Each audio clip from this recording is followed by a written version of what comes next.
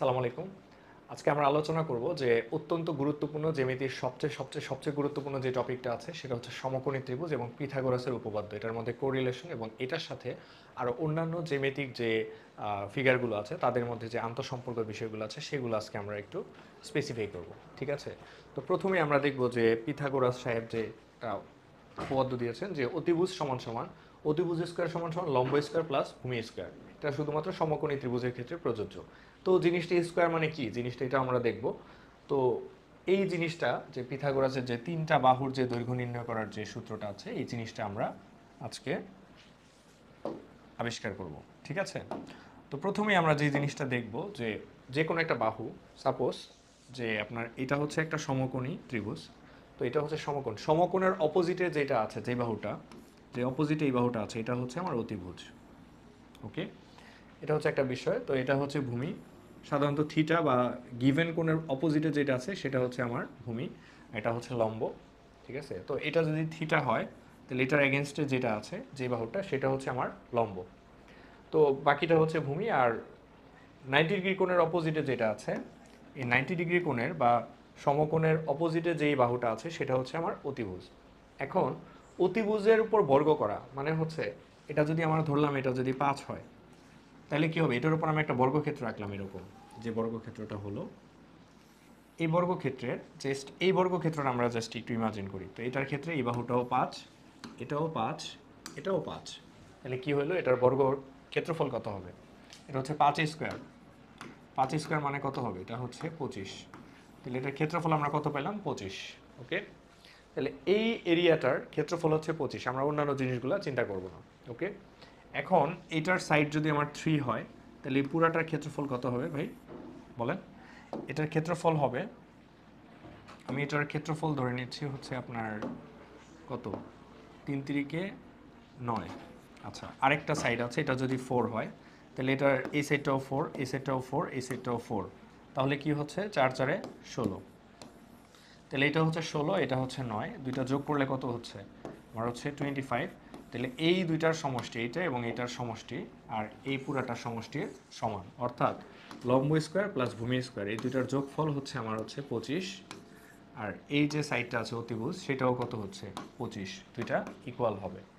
বুঝতে পারছি? আশা করি এই সিক্রেটটা সবার কাজে লাগবে। তো এখন এখানে আরেকটা মেকানিজম আছে, সেই জিনিসটা আমাদের মাথায় রাখতে হবে। সেই জিনিসটা আমরা এখন একটু আলোচনা করছি, সবাই একটু মনোযোগ দিবেন। সেটা হচ্ছে, তাহলে আমরা একটা জিনিস দেখলাম যে এই যে আমরা একটা সমকোণী ত্রিভুজ আঁকলাম, তো এটার ক্ষেত্রে একটা বাহু যদি 3 হয়, একটা বাহু যদি 4 হয়, এটা এবং এটা যদি সমকোণী ত্রিভুজ হয় তাহলে অপোজিট সাইডটা অটোমেটিক্যালি হচ্ছে আমার কি হবে? 5 হবে। এটা অন্য কোনো অ্যামাউন্ট করা সম্ভবই না। এবং এটা রেশিওটা সেম থাকবে। তাহলে এটা যদি 30 হয়, এটা যদি 40 হয়, এটা কত হবে? 50। ঠিক আছে? আচ্ছা, এই এই জিনিসটা দেখলাম। তো এখানে যে একটা ট্রিপলেট যেটা ফলো করে, তাহলে একটা বাহু যদি 3 হয় আর একটা বাহু যদি 4 হয় অতিভুজটা অটোমেটিক্যালি কি হবে? 5 হবে। ঠিক আছে? আবার একটা যদি হচ্ছে 5 হয় আরেকটা বাহু যদি 12 হয় তাহলে আরেকটা বাহু অটোমেটিক্যালি 13 হবে। এটা হচ্ছে পরীক্ষায় প্রচুর প্রচুর পরিমাণে এই দুইটা যে আপনার হচ্ছে যে ত্রয়ী আছে এই দুইটা ত্রয়ী থেকে সবচেয়ে সবচেয়ে সবচেয়ে বেশি প্রশ্ন আসে। ঠিক আছে? তো তাইলে আমরা যে জিনিসটা দেখলাম, তাহলে এখন আমরা যদি দেখি যে এই বাহুটা যদি 5 হয়, এই বাহুটা যদি 12 হয় তাহলে এই বাহুটা অটোমেটিক্যালি কী হবে? 13 হবে। মানে এই যে রেশিওটা আছে এটা সবসময় ফলো করবে। এখন এটা যদি 50 হয়, এটা যদি 120 হয়, এটা ডেফিনেটলি কত হবে? 130 হবে। ঠিক আছে? এটা একটা ম্যাজিক ফর্মুলার মতো কাজ করবে। তো এখানে আরেকটা নতুন জিনিস আমরা শিখব, যেটা হচ্ছে বর্গক্ষেত্রের ক্ষেত্রে একটা বাহু যদি এক্স হয় আরেকটা যদি এক্স হয় আরেকটা হবে কত? x√2। অর্থাৎ এইখানে দুইটা বাহু কি হবে? সেম হবে। এটা এক্স হবে, এটাও এক্স হবে, মানে এই দুইটা বাহু কি হবে? সমান হবে। তাহলে আরেকটা বাহু কি হবে? x√2। এখন মজার বিষয় হচ্ছে এইখানে কিন্তু আমি একটা বর্গক্ষেত্র আঁকতে পারছি। তাহলে সেই ক্ষেত্রে এটাও এক্স হবে, এটাও এক্স হবে, এটা কি হবে? কর্ণটা হবে x√2। সবসময় এই প্যাটার্নটা ফলো করবে। আবার আরেকটা জিনিস আমরা যদি দেখি, একটা বাহু যদি আমার এক্স হয় আরেকটা বাহু যদি x√3 হয় তাহলে অতিভুজটা কি হবে? ডেফিনেটলি 2x হবে। এটা কোন কোন ত্রিভুজের ক্ষেত্রে প্রযোজ্য? এটা হচ্ছে আমার যে 30 60 90 ডিগ্রি কোণের ক্ষেত্রে এই ট্রিপলেটটা প্রযোজ্য। এটা হচ্ছে একটা সমকোণ, এই কোণটা হচ্ছে ধরলাম আমি 60 ডিগ্রি, এই কোণটা হচ্ছে 30 ডিগ্রি। তো সেই ক্ষেত্রে আমার যে বাহুর যে প্যাটার্নগুলো আছে এটা হচ্ছে এই জিনিসটা ফলো করবে, ঠিক আছে? তাহলে এই বাহুটা যদি আমার এক্স হয়, এটা হবে কত, এক্স রুট থ্রি, ঠিক আছে? লম্বটা যদি এক্স হয়, এটা হবে এক্স রুট থ্রি, আর অতিভুজটা ডেফিনেটলি কী হবে, ছোট বাহুটার দ্বিগুণ হবে, অর্থাৎ 2x হবে, ঠিক আছে? আচ্ছা, এখন আমরা যদি এটা গাণিতিকভাবে প্রকাশ করি, ধরেন এই বাহুটা কত আছে, এটা আছে হচ্ছে আপনার 5, তাহলে এটা হবে হচ্ছে 5 রুট থ্রি। তাহলে অপর বাহুটা এটা অটোমেটিক্যালি কী হবে, 5 দুগুণে 10। আশা করি সবাই বুঝতে পেরেছেন, ঠিক আছে? তো এই ম্যাজিক যে প্যাটার্নটা আছে এটা সবসময় ফলো করবে। এরকম আরও কয়েকটা প্যাটার্ন আপনারা নিজের খাতায় একটু নোট করে রাখবেন, তাহলে আপনার জন্য যে এই সংক্রান্ত যে কোনো ম্যাথ, এবং এটা শুধু ম্যাথের ক্ষেত্রে না, এটা পরিমিতির ক্ষেত্রেও কাজে লাগবে, ক্ষেত্রফল নির্ণয়ের ক্ষেত্রেও কাজে লাগবে, এবং কিছু কিছু ক্ষেত্রে মেন্টাল এবিলিটি এবং হচ্ছে আপনার কিছু সারপ্রাইজিং ম্যাথে সেটার ক্ষেত্রে কাজে লাগবে, এবং হচ্ছে আপনার জ্যামিতিক যে কোনো প্যাটার্নেও এটা কাজে লাগবে, যেখানে সমকোণী ত্রিভুজ আসবে বা এই সংক্রান্ত প্যাটার্নগুলো আসবে সেখানে কাজে লাগবে। তো ধন্যবাদ সবাইকে, আমরা পরবর্তী টপিকগুলোতে আবার দেখা হবে, ঠিক আছে?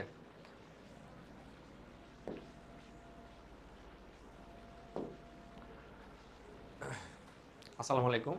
তো আজকে আমরা আলোচনা করব যে ধারা বা সিরিজ থেকে আপনার হচ্ছে যে ম্যাথ, মেন্টাল এবিলিটি বা সারপ্রাইজিং কিছু ম্যাথ বা প্যাটার্নের অঙ্কগুলোর ক্ষেত্রে এগুলো প্রচুর এসে থাকে।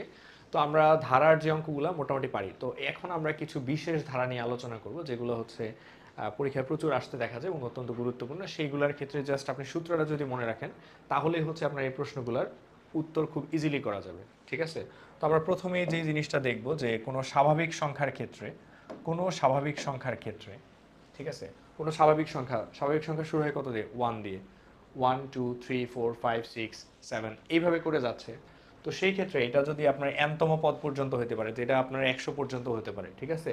তো এটা যদি 100 পর্যন্ত যায়, আমরা জানি 1 থেকে 100 পর্যন্ত সংখ্যাগুলোর সমষ্টি হচ্ছে কত, 50 50, ঠিক আছে? আচ্ছা, তো এটা যদি আমরা ধরলাম এই পদটা 5 পর্যন্ত গিয়েছে, তাহলে কি হবে, যে আমরা এটা আবার হচ্ছে ম্যানুয়ালি যোগ করে আমরা দেখব যে উত্তরটা ঠিক হচ্ছে কিনা। তাহলে এখানে n এর মান হচ্ছে কত, 5, তাহলে এখানে হচ্ছে n into n plus one by two এরকম হবে। তাহলে n into n plus one by two হলে কত হবে, যে আমার হচ্ছে 5 আর হচ্ছে 5 প্লাস ওয়ান ডিভাইডেড বাই হচ্ছে 2। তাহলে 5 প্লাস ওয়ান মানে কত, 5 ইন্টু হচ্ছে আমার 6 ডিভাইডেড বাই হচ্ছে 2। এটা কাটাকাটি করলে হচ্ছে 3 3 5 15, অর্থাৎ এ থেকে 1 থেকে n পর্যন্ত মানে 5 পর্যন্ত সংখ্যাগুলো যোগ করলে যোগফলের সমষ্টি কত হবে, 15। আমরা সূত্রের মাধ্যমে এটা পড়লাম, এবার আমরা একটু ম্যানুয়ালি এটা একটু চেক করে দেখি ঠিক আছে কিনা। তাহলে এটা যদি 1 2 3, এটা যদি 4 হয়, এটা হতে হবে 5, তাহলে এটার সমষ্টি 15 হয় কিনা আমরা একটু দেখি।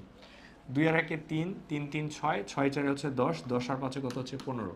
এটা যদি ম্যানুয়ালি আমি প্যাটার্নগুলো যোগ করি তাহলে হচ্ছে 15, আবার যদি আমি সূত্রের মাধ্যমে করি তাহলে 15, তার মানে সূত্রটা স্বতঃসিদ্ধ হয়েছে, ঠিক আছে? এখন আমরা দেখব যে বর্গের যে সূত্রগুলো আছে বা বর্গের অঙ্কগুলো আছে, 1 square 2 square 3 square dot dot আপনার হচ্ছে n স্কোয়ার, এইটার সূত্রটা কি হবে, বা এই ধরনের জিনিসগুলো আছে, এখানে আপনার 25 স্কোয়ার থাকতে পারে, এখানে 5000 স্কোয়ার, যাই থাকুক না কেন, আমরা জাস্ট এই ফর্মুলাটা মনে রাখবো। এই ফর্মুলায় যদি আমরা ভ্যালুটা প্লাগ ইন করি তাহলে আমার উত্তরটা ইজিলি বের হয়ে যাবে। সেটা হচ্ছে গিয়ে কি, n into n plus one by two, তারপর হচ্ছে আপনার হচ্ছে 2n plus one divided by 6। এটা হচ্ছে আমার যে বর্গের ক্ষেত্রে বর্গের যে ধারাগুলো আছে সেই ক্ষেত্রে আমরা এই সূত্রটা ফলো করব। আচ্ছা, পরবর্তীতে আমরা দেখব যে ঘন সূত্রগুলো, যে 1 cube 2 cube 3 cube dot dot n cube, ঠিক আছে? সেই ক্ষেত্রে আমরা যেটা করব সেটা হচ্ছে এই যে এখানে লিখছিলাম যে n into n plus one, এটাতে আমরা জাস্ট অতিরিক্ত একটা স্কোয়ার লাগাই দিব, তাইলে এটা কি হয়ে যাবে, এটা কিউবের সূত্র। বুঝতে পারছি? তো এই ক্ষেত্রে আমরা যদি মনে করেন আপনার 1 থেকে মনে করেন আপনার 4 পর্যন্ত সংখ্যার চাইছে, তাহলে এখানে আমরা কি করব, 4 into 4 plus one divided by হচ্ছে 2, তাহলে কত হচ্ছে, এটার উপর আবার হচ্ছে হোল স্কোয়ার হবে, এটা আমরা পরবর্তীতে দিয়ে নিব। তাহলে আমার এখানে কি হচ্ছে, 4 ইন্টু 5 ডিভাইডেড বাই হচ্ছে 2, তারপরে হচ্ছে আমার এখানে হোল স্কোয়ার, ঠিক আছে? আচ্ছা, এখানে আমরা একটু কালার চেঞ্জ করি, সেখানে আমরা একটু দেখি যে এখানে হচ্ছে 2 5 দুগুণে 10, 10-এর উপর হোল স্কোয়ার, 10 10-এ কত হবে, 100। তো এইভাবে করে আমরা উত্তরটা খুব ইজিলি বের করতে পারি। আশা করি সবাই বুঝতে পেরেছেন, আর না বুঝলে আমাদের কমেন্ট সেকশন অবশ্যই জানাবেন, আমরা এটার সমাধান দেওয়ার চেষ্টা করব। তো এইখানে আরেকটা গুরুত্বপূর্ণ অবজারভেশন, যারা হচ্ছে স্মার্ট স্টুডেন্ট তারা অলরেডি বুঝে ফেলেছেন, সেটা হচ্ছে যে এইটার সাথে এটার কিন্তু একটা আন্ত রিলেশন আছে, যে এইটার উপর যদি আমি হোল স্কোয়ার করে দিই তাহলে হচ্ছে গিয়ে কি এই সূত্রটা আমি পেয়ে যাচ্ছি, যে আপনার যে আপনার স্বাভাবিক সংখ্যার যে সেট আছে এই ধারার পর আপনার হচ্ছে যে ঘনের যে সেট আছে এটা দিয়ে আপনার হচ্ছে গিয়ে কি স্কোয়ার করলেই হয়ে যাচ্ছে। এইখানে আমরা আরেকটা জিনিস দেখার চেষ্টা করব, যে যখন আমরা ঘনের সূত্রটা বের করব, এই ঘনের সূত্রে যে সমষ্টি আছে এটা হচ্ছে যে স্বাভাবিক সংখ্যার যে সমষ্টি আছে এইটার কি হবে, বর্গ করলেই এটার মানটা কি সমান হয়ে যাবে। আশা করি সবাই বুঝতে পেরেছেন, এবং না বুঝলে অবশ্যই আমাদের কমেন্ট সেকশনে প্রশ্ন করবেন। তো আমাদের পরবর্তী ভিডিও দেখার জন্য আমন্ত্রণ জানাচ্ছি। ভালো থাকবেন, ধন্যবাদ।